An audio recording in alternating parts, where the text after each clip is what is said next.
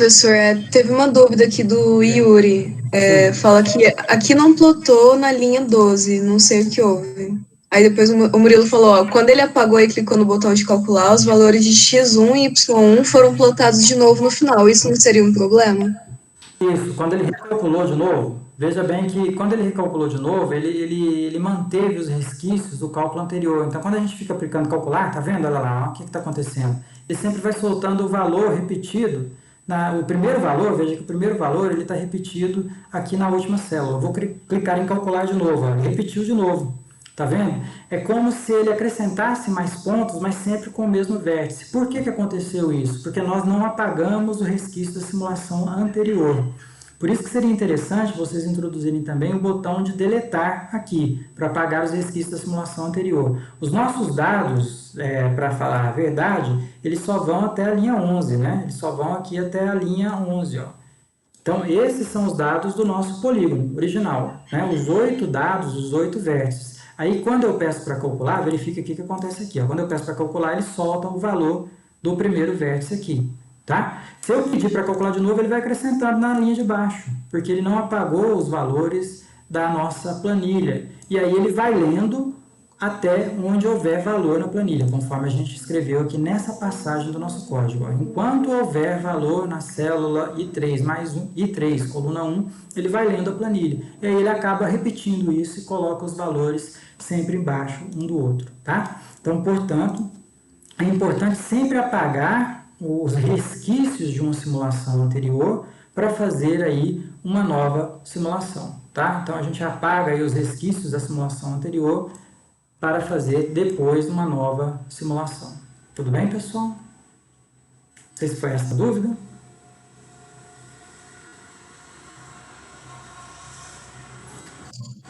Acho que foi isso sim, professor. Obrigada.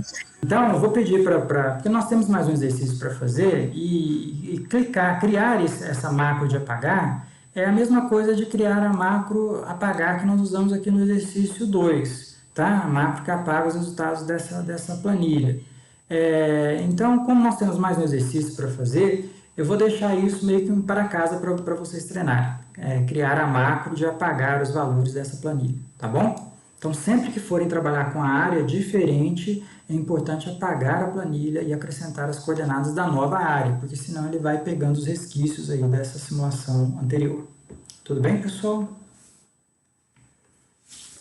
Podemos passar para o exercício seguinte?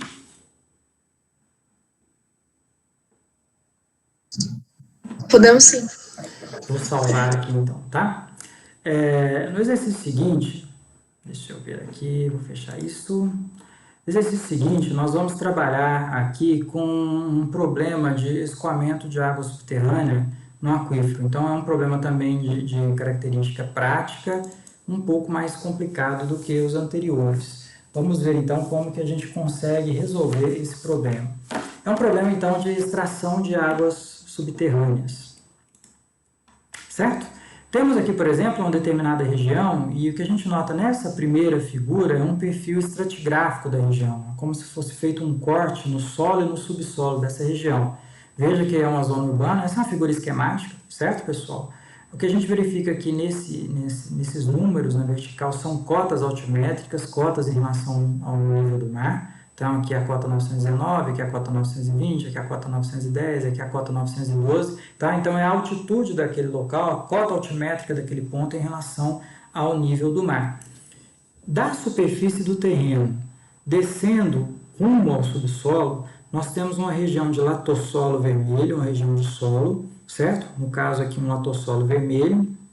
Abaixo dessa camada de latossolo vermelho, que tem aqui uma espessura variável, conforme a gente verifica nessa figura, nós temos uma camada de basalto, um basalto não fraturado, sem trincas, sem fissuras. O basalto é uma rocha, então, compacta, e quando ele não tem fissuras, ele não tem trincas, ele é uma rocha impermeável, certo? Então, nesse nosso problema, o basalto ele funciona aqui como uma rocha impermeável. Abaixo do basalto, nós temos um arenito. O arenito é uma rocha formada a partir da compactação de areia. Então, aquela camada de areia que se depositou ao longo de milhares de anos, quando ela recebe o peso de camadas que estão situadas acima dela, ela vai se compactando, ela vai endurecendo, formando arenito, certo? Então, o arenito é uma rocha de origem sedimentar e é uma rocha que tem poro. O arenito é como se fosse uma esponja. Então, ele tem poros e dentro desses poros ele pode conter água. No nosso exemplo aqui, o arenito está saturado, ou seja, ele está completamente cheio de água.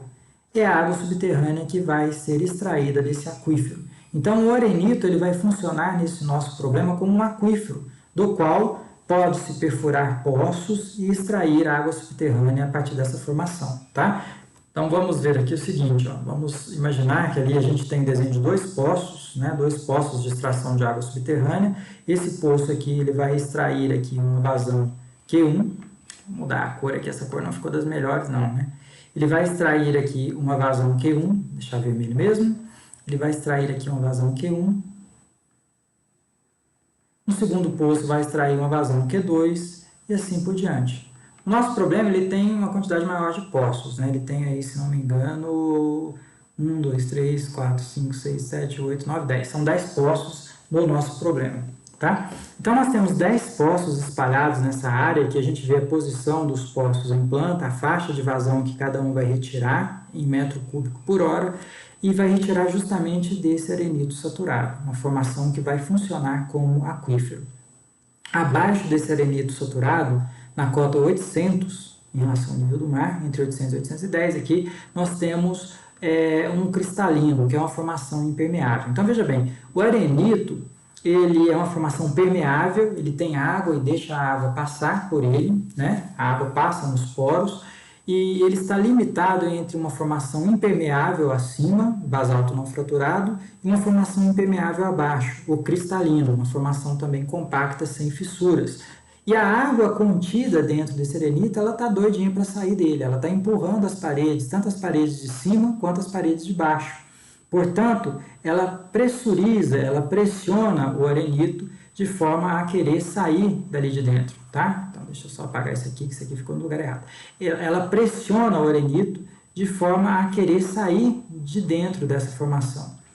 Quando qualquer tipo de obra penetra, então, nesse arenito, que está pressurizada, a água ali está exercendo pressão, leia-se obra, um poço, o nível de água sobe nesse poço até um certo nível de pressão, conforme nós podemos enxergar aqui nessa figura, certo? Então, o nível de água atingido nesse poço é a água que vem do arenito, que entra aqui dentro do poço, ó. Ela vai atingir a altura do poço até uma certa altura, e essa altura marca o que nós chamamos de superfície piezométrica, ou superfície de pressão desse aquífero. Temos aqui o chamado aquífero confinado. Nesse nosso exemplo, a superfície piezométrica, o nível de pressão do aquífero, está na cota 895. O que acontece, pessoal, quando a gente começar a tirar água subterrânea desses poços aí? O que vocês acham?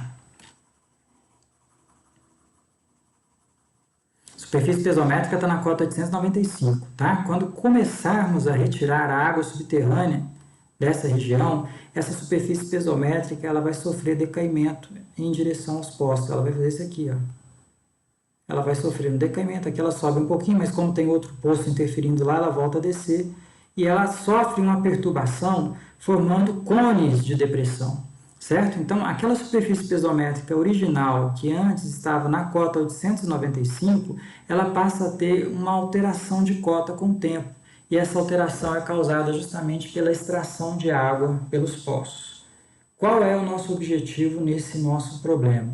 É calcular esses cones de depressão e a interferência entre esses cones de depressão causada por esses 10 poços que estão bombeando água nessa cidade, depois de um certo tempo. Vamos imaginar, 24 horas após o bombeamento, o que vai acontecer com a superfície piezométrica? Antes ela estava horizontal na cota 895, depois o que vai acontecer com ela? Como que vai ser o desenho dessa superfície piezométrica?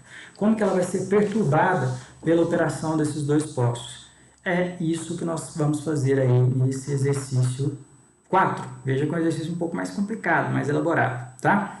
Para resolver esse exercício, nós vamos pegar a nossa área de estudo e vamos traçar uma malha de discretização. O que é isso? é um conjunto de linhas de grade que vai demarcar nos cruzamentos nós. Então, nos cruzamentos dessas linhas de grade, nós vamos demarcar nós, e os cálculos da superfície pesométrica ou do nível de pressão, que na realidade essa variável H aqui é a variável que nós queremos calcular, que ela vai ser chamada aqui de carga hidráulica no aquífero, tá? Então, o H aqui é a carga hidráulica do aquífero, carga hidráulica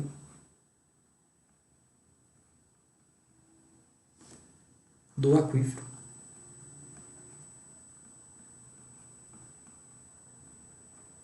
Então, essa carga hidráulica do aquífero, ela vai ser calculada pelo nosso programa sempre nos cruzamentos dessa linha de grade, tá? Das diversas linhas de grade traçadas aí pela malha de discretização. Então, em cada ponto de cruzamento de linha de grade, nós vamos fazer o cálculo aí do valor H da carga pesométrica. Como, pessoal? Usando esse conjunto de equações que nós temos aí do lado. Vamos lembrar que eu falei isso ontem, é sempre importante ter em mãos, antes de fazer um programa que envolva cálculos, é bom ter em mãos a lista de equações que você vai usar naquele programa, tá? Então, nós vamos usar essa lista de equações aí, ó. Uma equação que vai calcular o T, que é o produto de K vezes B. B é a espessura do aquífero, certo? Então, B aqui é a espessura que esse aquífero tem, ó, espessura B. No caso, veja que é uma espessura de 50 metros, né? Então, o aquífero tem uma espessura de 50 metros. O K é a condutividade hidráulica do aquífero, é um parâmetro que nós conhecemos. Vamos partir da hipótese que ele é conhecido. Aqui ela vale 0,15 metros por hora.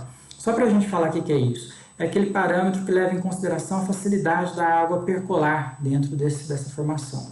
Uma formação que tem um K pequeno, a água passa com muita dificuldade, ela é quase impermeável. Uma formação que tem um K grande é uma formação mais permeável e, portanto, deixa a água passar por ela com maior facilidade. Então, a água se movimenta com maior facilidade dentro dessa formação que tem um K grande, por exemplo, um valor de condutividade hidráulica grande, tá? O R aqui, ele é a distância de cada poço, então XP é a coordenada do poço. Veja que nós temos 10 poços, portanto, nós vamos ter que trabalhar com vetores para guardar essas coordenadas dos poços. É a distância de um poço genérico até um nó genérico, tá? Então, essa distância, por exemplo, do poço 10 a esse nó, por exemplo, é o que nós vamos chamar de R, tá? Então, é a distância de um poço ao nó. Nós vamos calcular essas variáveis auxiliares, que dependem, entre outras coisas, do T, que é o tempo de bombeamento, tá? Então, o T é o tempo de bombeamento.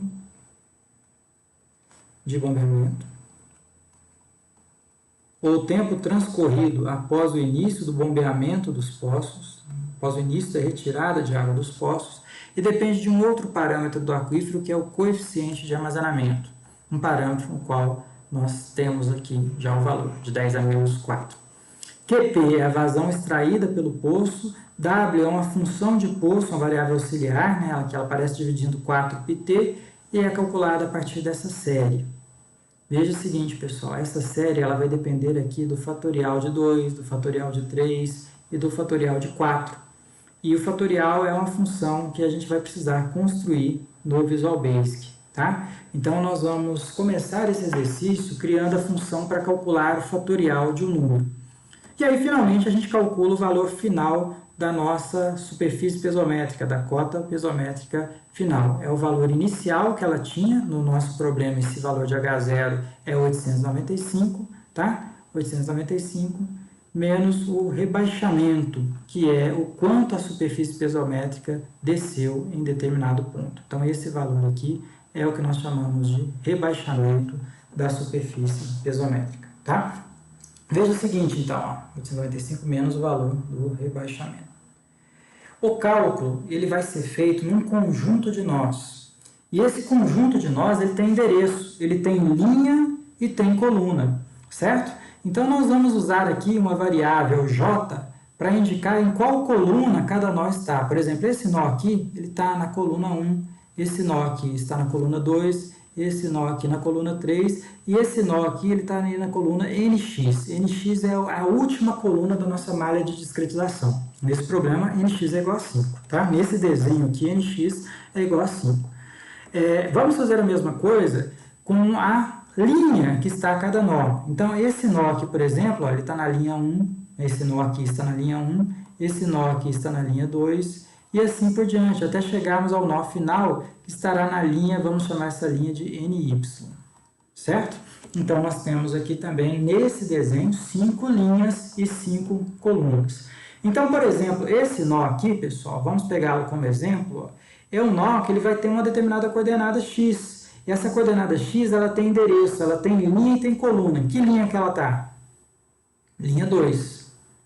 Em que coluna que ela está? Coluna 4. x24, tá vendo? Vamos pegar esse nó aqui, por exemplo, só para a gente ter uma ideia. Ó. A coordenada x desse nó, ele está 1, 2, 3, 4, na linha 4. E em qual coluna? 1, 2, na coluna 2. Então, as coordenadas, tanto x quanto y, elas vão ser para nós aqui matrizes, porque elas precisam de linha e precisam de coluna.